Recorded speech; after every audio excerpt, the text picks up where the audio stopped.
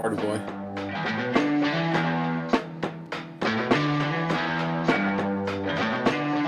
All right, welcome back to the Outlap podcast. Gotta rep my boy when I can. Only happened Yeah, twice well, this season. I love it. I love the Lando stuff. What a weekend of racing it was, man. Just two of racing's most iconic venues. Each had one day that was fantastic, and probably the rest of it shouldn't exist. But hey, it is what it is. We had a blast this weekend. I don't know about you, Nick, but I was butt in seat a lot watching racing this weekend. I was having to do a lot, but I was definitely watching a lot of racing. We'll definitely get into the Indy 500 a bit. As we called it, Monaco was very much a qualifying show, and it was a good Yeah. show. Do you know how Um, many on-track overtakes there were?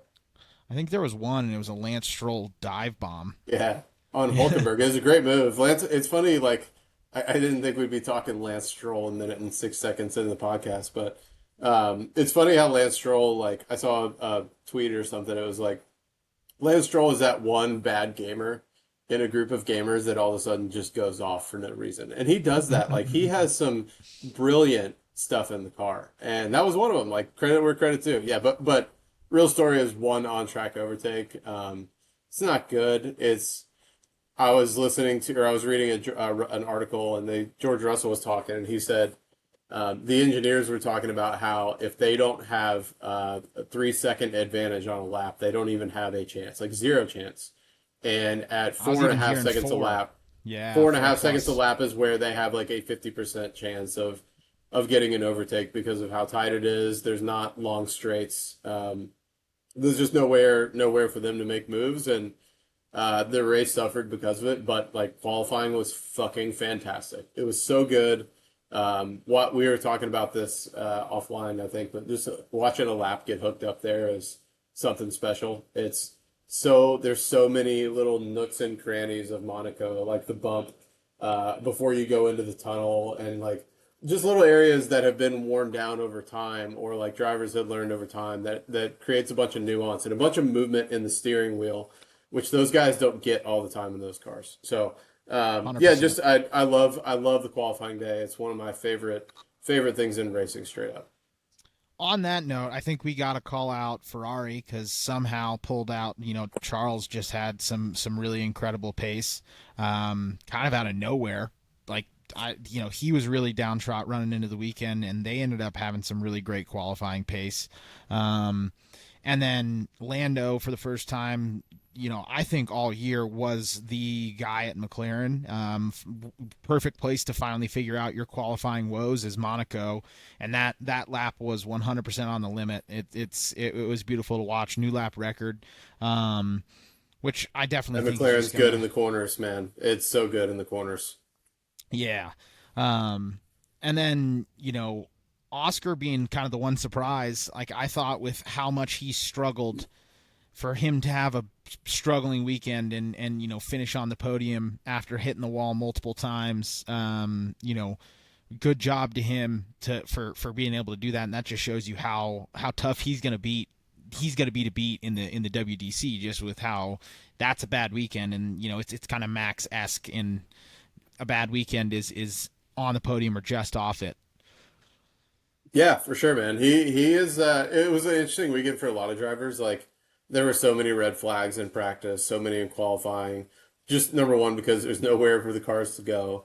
But still, it's like a tricky track, right? So I feel like you saw a lot of guys have moments this weekend. I'm blanking on some of those moments, but a lot of people had moments during practice and quali that didn't really affect the race because nobody was doing anything. Yeah.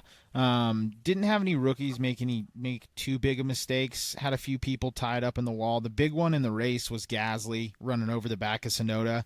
I think he was kind of trying to poke his nose in there and didn't expect him to be veering to the right under braking, and that's kind of what he said in the interview.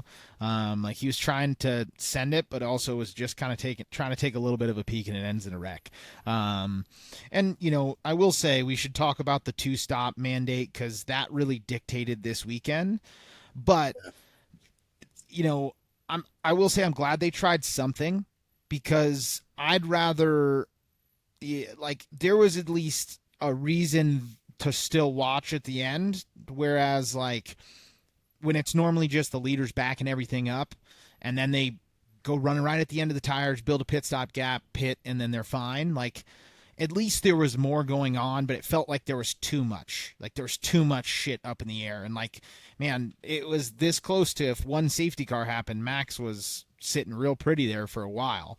But it just ended up being parking the bus, but in three different spots throughout the field. I mean, back to what George was saying, like the whole onus for that quote was that he was saying that because he was saying it was easy to go 3 seconds off the pace and not worry about an overtake, right? Yeah, Which is crazy. So they can just like really like you saw them doing that throughout the race. Like they were just cruising, man. There was no aggression.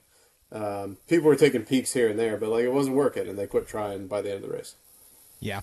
And like I said, it's unfortunate, and they're kind of limited on their shoreline because the shoreline there in Monaco, this is the engineering nerdy side of me, drops off really really far. So it's like essentially everywhere already there is already reclaimed land and stuff that they've built on piers and all kinds of different construction methods. But it gets like increasingly more expensive and almost impossible the farther they go out. So like I just don't know how many options there are. Other than like, hey, dude, let's get them all in MX5s. All right, let's put them all in Mazda Miatas, and that's what we run in Monaco. And it's just going to be wild because it's going to be bumper cars for these F1 drivers. That would be significantly more fun to watch than the race that we got to watch Sunday. So, you're muted. Sick. Yeah, first time podcasting. I saw this on Reddit and I thought it was hilarious. Like, great look at, like, I don't know if this is a joke or not, but it would make sense. Like, that's the only place they can go. They can't go into the town at all. It's more of the same. So it'd be really cool if they could get something out there. But I think it's a joke. I'm pretty sure it's a joke. Yeah. But Well, still, that could that's could be kind of that's interesting. And that's Brazil. That's Interlagos. The oh, track. well, That's yeah. So you got well, down at the bottom. You got the Senna S's, and then you've got the really tight bit on the back, and the big left hander down the start finish straight.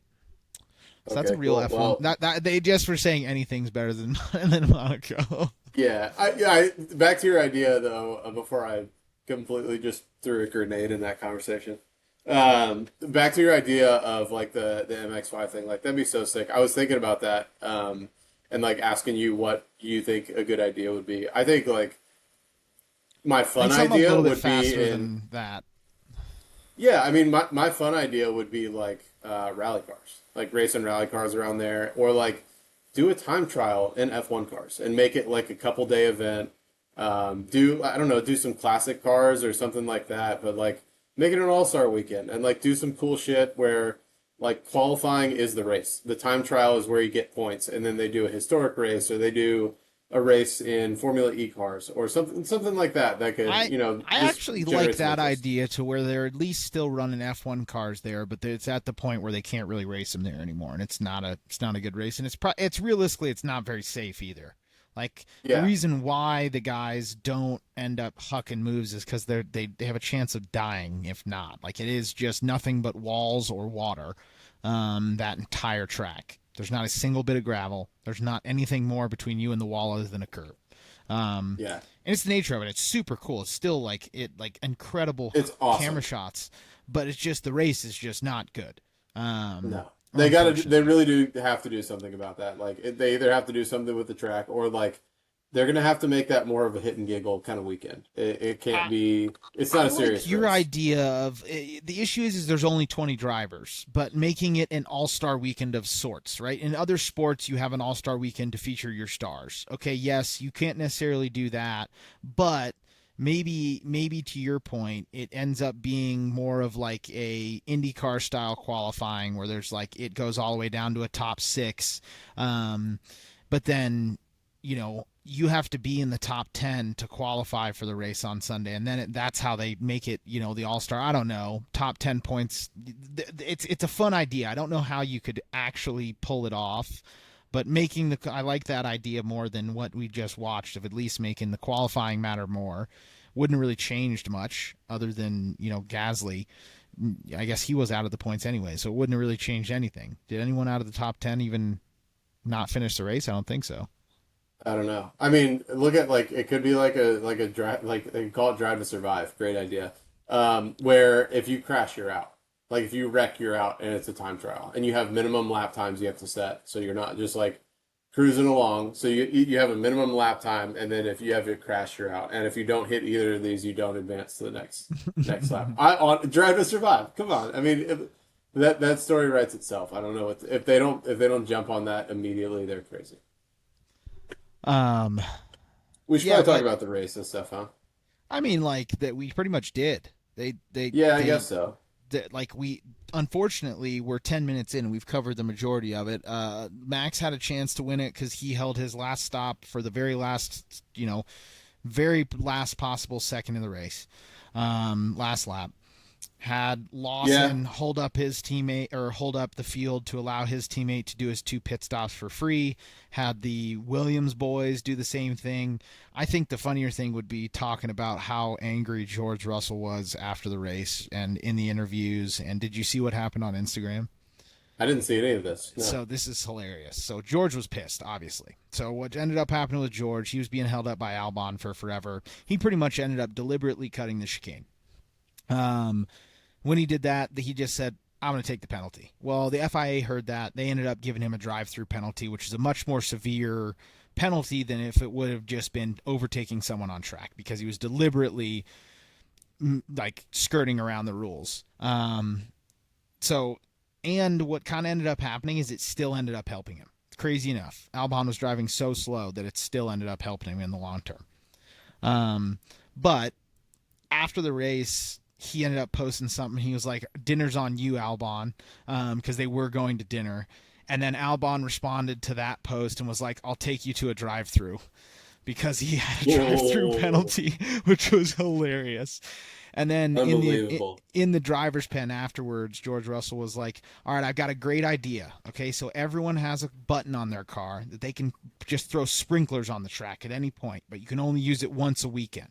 Like you could tell that he was just frustrated, like at how dumb the two stop was, and kind of the nature of that race, that it was such a joke that he just was in the pen giving absolutely preposterous ideas, which I thought was hilarious coming from the president of the head driver representative of the Grand Prix Drivers Association. That's amazing. Something's gonna Yeah, have to be done, but I thought that was pretty funny. yeah, that's cool. I like that. Yeah, I think some qualifying stuff we should call out too. Like, Red Bull was not a good car this weekend. There's a onboard of Max where he completely had a hooked up lap. Oscar went like a couple seconds after, or a couple minutes after, and like clearly like had some very visible wobbles and mistakes, and was like had Max by 2 seconds. And a lot of that is because of track evolution, but it was only a couple minutes later. Like it wasn't crazy, and he absolutely dusted him, and that was interesting. Lando obviously had a great lap. Leclerc looked really good. The Ferrari looked awesome this past weekend. But yeah, other than that, man, like not a whole lot to talk about in the race. All right, I mean, do we like start properly having the Lewis is washed conversations? Like not yeah, washed, I but it's think just so. like he's like he's one of We the can talk about best it. drivers that has ever graced the sport. But unfortunately, I called this last year, and I kind of thought that Leclerc was just going to throttle him, and he has. Like he's not the incumbent. He's not just at that level that he was when he made his last two driver or team changes, where he's changing teams and he's immediately going to the top. And when I say that, I mean like coming into McLaren and then moving to Mercedes, right? He immediately moves and is the number one guy. And I think every Lewis fan wanted that to be the case, but like it just gets to a point where like Charles is such a driver that Charles in his prime and Lewis at 39, like he's just, or is Lewis 40 now? can't remember, but he's just not going to be able to compete, and it's getting there like race over race. They're like though Lewis is very much right there on points, like it hasn't been close in my mind. Um, Yeah, I mean, we can talk about him being washed. I don't know if he is. He's 16 points behind. That's one DNF away from Charles to being right there with him. Um, that being said, like he hasn't looked awesome this year. I'm okay with starting to have the conversation. I think that every dog has its day, and I think Lewis's is. I think his best years are behind him. Doing a lot of sitting on the porch rather than running out chasing rabbits and shit like that. But yeah, I wanted to pull this up too. Like Oscar Lando's right there with Oscar. Max is lurking too. Long season. The Spain is going to be the change of the flexi wings and all that stuff, and we'll see if the field closes up a little bit. and yeah, before we move on to IndyCar, I feel like we should talk about that a little bit, because I talked about it before the season. I think this is the biggest threat to McLaren's dominance that they've had pretty much all year. There's been those few tracks where Red Bull's been able to get the better of them, or Ferrari when they were able to snag the sprint race. Um, but it was kind of believed that this is one of the things that they were really taking advantage of. So I think it's going to be one of the most interesting mid-season directives, like biggest possible shakeup in the standings right now. And it's scary to think that if Red Bull had all of their eggs in this basket and they're about to get real good, that's really scary for Oscar and Lando. Yeah, I think so. I think the Ferrari is going to be the one that is might be hurt the most. We'll see. I don't know. I think that the field is going to close up significantly. I think Mercedes is going to look really good for the rest of the year. I think that like don't count them out yet. I think they have a really good shot of getting back in this and making it a true 3 to 4 way fight, three and a I half way mean, fight. yeah, yeah. I'm glad you put that where it is because we both know it's a one car fight from the Red Bull side still. Yuki hasn't been doing great. And it's just the nature of what feel like I called out. And like, that's such a Max machine. They've gone such down the rabbit hole of Max Verstappen performance that no one else can drive it. And they've made themselves unintentionally a one car team. So when they leave, it's going to be a tough day, but we'll see where that pans out. I'm going to be watching practice and everything very very closely this weekend. Yeah, for sure. Is it this weekend? No break. I think isn't this the tail end of the triple header, or was Monaco the tail end of the triple header? It is this weekend. Awesome. Yeah. Love it. All right, that's what I thought. I was like I knew it was a triple header. I don't This know, man. this I is just get this on is here why and say people stuff. come to the I'm not Outlap. doing research. This is Yeah. why people come to the Outlap for the all the facts. You know what I mean? All the facts. Yeah. We have to Google them, but we'll get them to you in due time. All right. All right. It's time. Let's talk about the Indy 500. What an unbelievable just spectacle that start is like with the like I know again if you're still listening to this for some reason and you are like an F1 fan like you have to watch the Indy 500. It is the best American race for sure. I would put it the best race ever, the best race of the year, and it's like the flyovers they do. The helicopter this year was awesome. It's a really cool spectacle. The place is absolutely fucking packed, and like need I remind you, it's a 2.5 mile circuit, so it's huge, and it's absolutely packed to the gills. Really fun race. Like we'll get into the winner and everything, and what he's done over the past couple of years, but really great race. And just like qualifying is a little bit long, but the racing action, like there's truly nothing in motorsports like passing somebody on the outside going 220 miles an hour. It's so cool to watch. Yeah. Nick, what'd you No, think? I thought it was pretty good. I thought that personally the finish was a little underwhelming with the lap cars kind of being in the way. Especially the finishes the last few years have been fantastic of the leaders sending a move, but unfortunately with the way the toe was, it just didn't allow for that to happen. He had relief in front of him to where even if it was a desperation move, Ericsson was just going to end up in the wall. But overall was like definitely fun to watch. A lot of green flag racing, which was always I think better than a lot of the yellow flag. But it did get to a point where at the end everything was so spread out that the leaders had a toe. So that's a little bit of a double edged sword. Um, It's American man, racing for you though. Like it happens on ovals a lot where drivers are like have a wreck but have a good car. And like so basically what happened, Alex Palou, Marcus Ericsson were fighting for the lead with like I think it was like 12 laps left where Ericsson really caught up to Palou. I think they just come out of a pit and they blended. Ericsson stayed ahead. What an unbelievable outlap he had, getting out ahead of Palou on cold tires and holding him off. Just beautiful stuff, like true world class driving. It was awesome. And then Palou got the run on him a little bit later, passed him. I think it was like with 6 laps to go, and then they got stuck behind two cars that were out front. That in IndyCar, there's no blue flags, so they're able to just race. And the cars were a lap down and on the wrong strategy, but were fast cars. And it ended up being that Palou was able to stay in the draft, and Ericsson. They're kind of in. I mean, if you're an F1 fan, like familiar to a DRS train, there's a lot of similar characteristics on an F1 straight as there are on drafting tracks in American racing.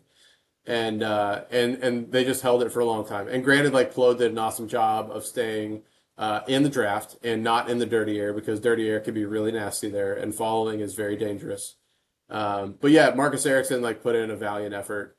Couldn't nothing he could really do and got stuck behind Palou. But yeah, the finish wasn't great, but that's what you get when you get American racing, and you don't have to allow people to go through and blue flags and stuff.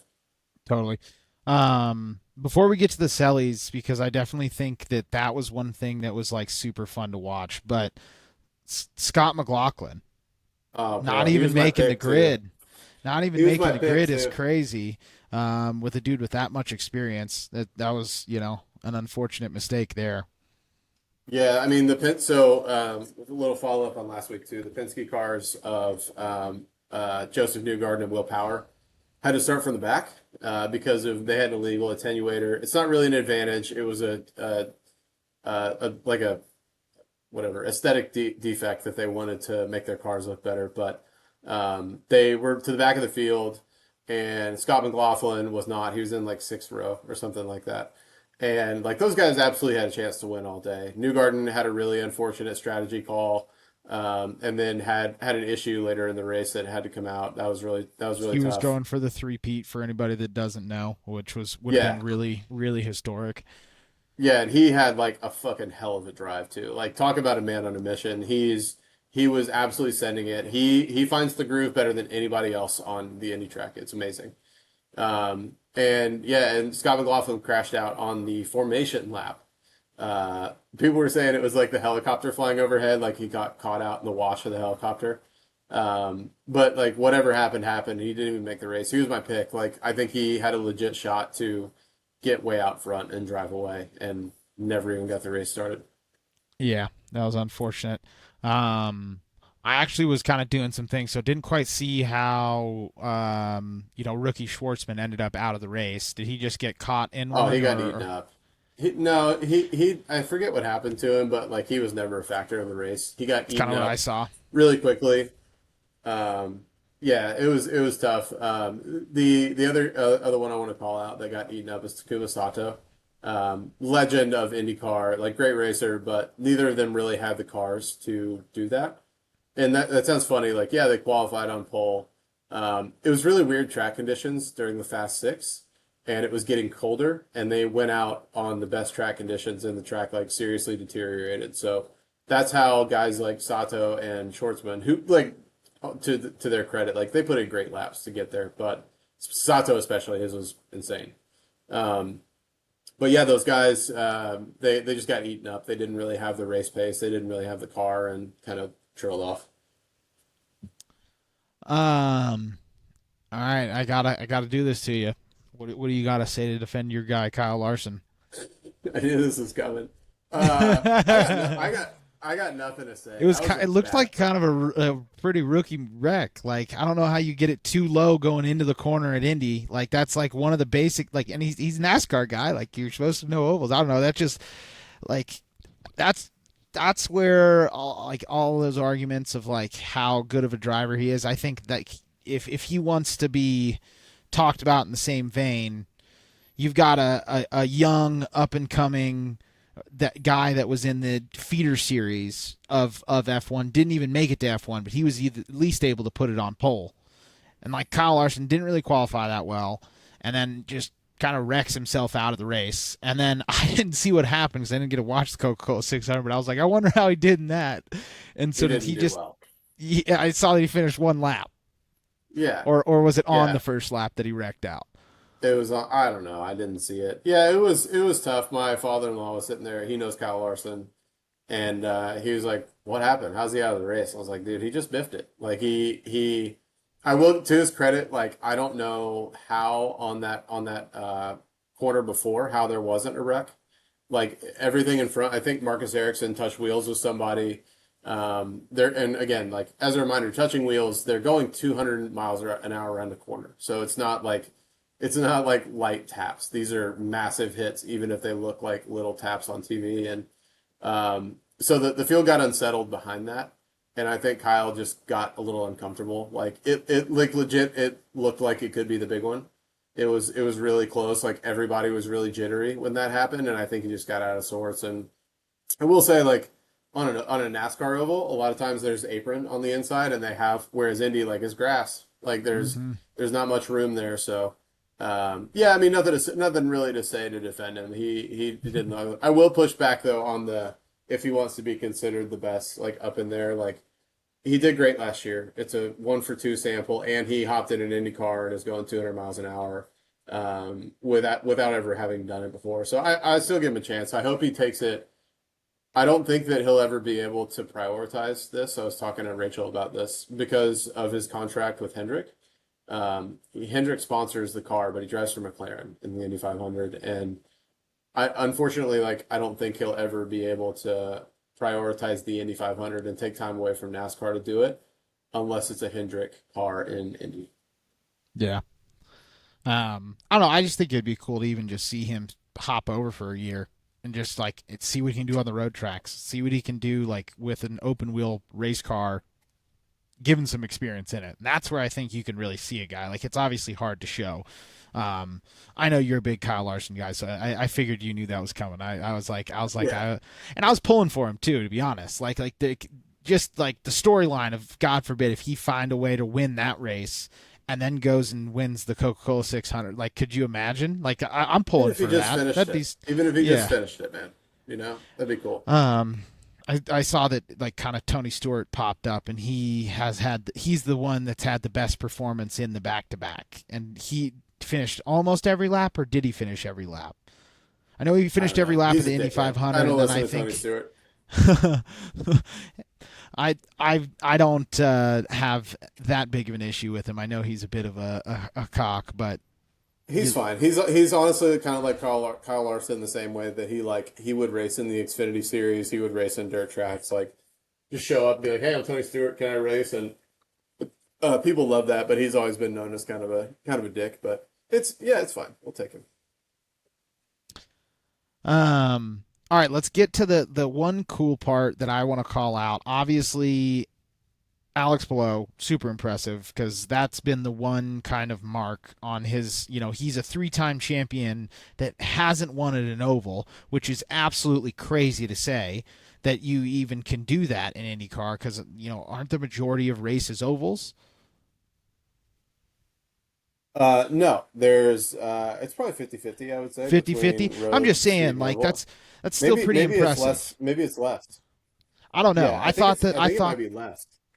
all I'm saying is I that's still pretty impressive for like a large portion of this calendar. you've won 3 championships already when you literally have not won a single race in that. And for your first oval win to be Indy, I think is like very impressive. And that's where, like, I don't know, in my mind, I look at like a guy like an Alex Palou. I think he should be starting to be up there in that conversation with a Kyle Larson of who is the best in their individual sport. I think Palou obviously has shown that. But if we're obviously an F1 podcast, I think Palou could hop over into an F1 car and do better than Lance Stroll today. Like today. No, they. I was just reading an article earlier this morning about Pelot, and really strong quote from him. He said, "A year ago, I was thinking about F1, and I'm not thinking about F1 anymore. It's getting further and further away in my head, and like I just want to win another Indy 500. Like I want to keep racing in IndyCar. So, um, I know like you have your media training and stuff like that, but." That's what like I was thinking. He didn't have to say I'm not thinking about F1 anymore. He went out of his way to kind of talk about like, yeah, I did think about it, but I'm not. And he's a dude. He's a menace. Like I can't believe he didn't win on an oval before this either. But he's unbelievable. He's so good at tire managing. He's like he drives like Lewis Hamilton. He is not. He drives like Lewis Hamilton or Oscar. Like one of those guys who's like you're not going to see like a ton of like aggressive moves or like anything like that from him, but he's Cool, just calm, going to and collected. drive faster than you. Yeah, he is, and he's great. Great celebration at the end. It's funny how like That's he was like all amped up on adrenaline, and then like during the interview, he was like, "Oh, I need some water. I need to sit down." It I was thought crazy. that whole celebration was so funny and like very Ricky Bobby esque. Like I felt like that is the side that you don't get from Formula One. Like there is such I don't know, a little bit of hoity-toityness about it, where the celebrations don't go that hard, other than jumping in your team's arms. But getting out of the car, throwing shit in the air, running down the start finish straight, and like to your point, then he got so fucking excited. He's like, I need water. Like I'm gonna pass out like right now. It's like that was just so fun to watch. I was cheesing that whole time watching that celebration because you just don't see quite that level of like pure bliss out of an F1 driver. Um, Yeah. like I just want to see these dudes be some There's fools, no and it was great. race in F1 like that, right? It used to be Monaco and like it's still a big deal, but like it's not really a race. You're not It's like a prepping for full a race for a celebration. month. No.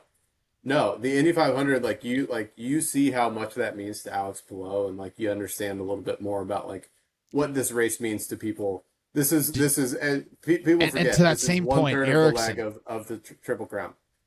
Oh, bro. Did you see He how was crushed despondent. Erickson was? He was apologizing to his family afterwards. Like, I'm sorry. Like they're like, you don't need to apologize to us, dude. Like, but yeah, I mean, I think that shows exactly perfect dichotomy of the pure bliss that was Alex Palou and the dude that got second that still had a great day. But the fact that he didn't win, and if you ain't first, you're last, was like that is the epitome of it right there. Where this dude finished second and is like apologizing to his family. But I respected the shit out of that because it's just like that's a he's got that dog in him. Um, Dude, think about this. Like you're going around trying to win. You're in second place. You're trying to win the Indy 500, and you're in a position to where like if I go for this, I've got like a 10% chance of making it stick. Otherwise, I have one of the biggest wrecks of my career. Like I don't know. I'd be apologizing to my family too. Like I wouldn't be able to do that. That's it's crazy what they go through and um like like truly the speed in those last like right before they caught those lap cars. Like they started getting pretty aggressive with like 60 laps to go, which I thought was kind of interesting. They usually wait until like 40 or 50, but I think on fuel, like most of them are going to be good on fuel and be able to fuel one more time and get to the end of the race. And so they were pushing and like, dude, that's some frantic fucking racing when they're going down those straights into the corners. It's just what like there's nothing like it in F1. There's nothing like it anywhere else in the world. And I'll shut up about it now, but like true like got goosebumps. Like my favorite race. It's so much fun to watch it. Nick, would you? what do you think about over racing in general? I know that you've not traditionally been a fan, at least like that's not been your love. Yeah, and so I really enjoy driving oval stuff and like iRacing. It's a lot of fun. It just for me it doesn't scratch the same itch the way that you talk about like getting chills watching a dude go around the outside. Um, it's definitely way sketchier in Indy, but like super speedway racing, it's just kind of like you can put it on whatever line you want. You just got to keep it clean. There's a lot of nuance to it, but I guess it's just harder to watch on TV unless I have a specific horse in the race, and I'm like really pulling for one guy. Whereas like if Lando or if both the McLarens crash out of a race, like I'm still gonna watch the rest of that race, even if it's shitty. Just kind of with the nature of the way that I like watching road racing a little bit more. Hard to explain. I think it's just I think if I went to a race too, that like would also give me a little bit more of a connection to it. I've only ever been in the driver's seat, and it's definitely like I've won oval races that I have no business winning. Which is why it's like there's a little bit more what feels like luck of the draw in oval racing, as opposed there's less of that in road track racing. Like if you're faster, unless it's Monaco and F1 cars, you're going to find a way by eventually. Yeah, yeah, that's fair. Yeah, it's definitely an acquired taste, and I think another big factor in that, Nick, about like you said it's kind of simple, but you did, like, to your credit, say it's nuanced. I think one of the things that F1 does a really good job of that IndyCar and American racing in general do a horrible job of is explaining that nuance. Like if they would like they need to talk more about like when somebody's drafting during the race, like why they're making moves to the outside or why they're making moves to the inside because of the effect of the cars in front of them. Like the drivers make those decisions. They know where the clean air and the dirty air is going to be, and they know when they're going into corners, like if somebody backs out, like they need to talk about him backing out because the guy on so going into a corner at Indy, if you are on the inside and you have a car in front of you that is on the outside, you are going to get that dirty air from that car, and you have a really good chance of washing out and hitting the wall super hard, like going straight into that corner. So you'll see a lot of guys that are taking that inside move, let the outside guy pass. Or not let him pass, but like he's got more grip because those guys are letting off a little bit. And like they just don't talk about that much. Or like at the end of the race when they get behind those two fast cars, they just say, "Oh, there's fast cars." And like they don't really like go into detail, right? So I think providing more detail on like why Ericsson can't make an overtake, or like they would say basic stuff like, yeah, they just can't get there. Well, what does that mean? Like, talk about that a little bit more. Why can't they get there? Why are these cars that are in the back of the field as fast? Like, what's going on? And I think there is a ton of nuance to drafting racing, but it's not talked a whole lot about on TV. Yeah, and I feel like, I really do like James Hinchcliffe. Like I think he does a really good job. He's fantastic. Okay, wait a second. We need to just talk about this because this popped up. I didn't know how bad of a wreck that he had. So, for anybody that didn't know, this dude, James Hinchcliffe, pops up on the F1 broadcast every once in a while.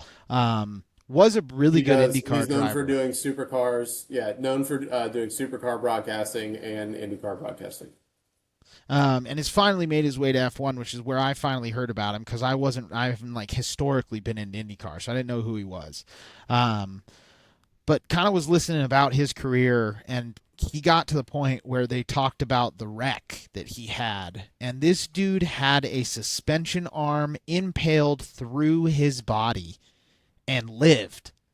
I don't, and like that is the one of the craziest wrecks I've ever heard of someone living through. And realistically, like not from what looks like the outside in, like he's standing in the F1 broadcast, like he still moves around fine, you know what I mean, like to not have any serious long lasting issues, right? And it's just like you think of guys like Nicky Lauda who had like a very serious like incident, but it's like you could see he was visibly like scarred from that for the rest of his life. And for a dude that like I thought had nothing happen, had a suspension arm impaled through him, that was just wild for me to learn. And the dude's metal, and he also just like got a lot of like cred points in my mind whenever he's talking about racing, whenever he's talking about how dangerous this shit is. He knows better than any of us, to say the least.